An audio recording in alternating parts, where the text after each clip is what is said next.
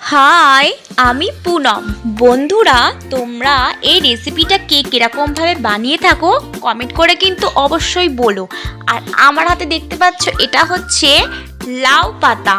তো আজকে করব লাউ পাতা বাটা একটু অন্যরকমভাবে। এর আগেও করেছিলাম। দেখো, লাউ পাতাগুলোকে ভালো করে ধুয়ে কুচি কুচি করে নুন মাখিয়ে রেখেছি প্রথমেই। আর এখানে নিয়েছিলাম রসুন আর কাঁচা লঙ্কা আর কয়েকটা বেশি করে নিয়েছিলাম চিংড়ি মাছ। তো নুন হলুদ মাখিয়ে রেখেছি।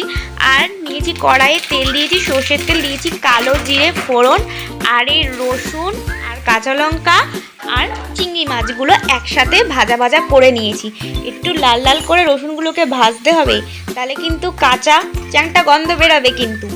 তারপর ওই যে লাউ পাতাগুলো আমি নুন মাখিয়ে রেখেছিলাম, দেখেছো চিপচিপ কতটা জল বেরাচ্ছে। আর এই লাউ পাতাগুলো আমি এখন এই কড়াইয়ের মধ্যে দিয়ে দিলাম। আর আমি এর মধ্যে নুন ব্যবহার করব না। তোমাদের যদি পরে নুন লাগে তো তোমরা স্বাদ মতন নুনটা দিয়ে নেবে। আর দিয়েছি কুচানো ধনে পাতা। তো এটাকে আমি পুরোটাই শিলে বেটেছি। শিলে বাটতে দেখবে আলাদাই টেস্ট লাগে বাটাবুটি খেতে। তো ফাইনালি দেখো বাটাটা এরকম এসছে, সবুজ বাটনাও বলে অনেকে। তো এটা কিন্তু গরম গরম ভাত দিয়ে কিন্তু অসাধারণ লাগবে। তোমরা কিন্তু চাইলে এটা ট্রাই করে দেখতেই পারো। আর যারা যারা তো ট্রাই করেছো তারা তো জানোই। তো চলো, টাটা।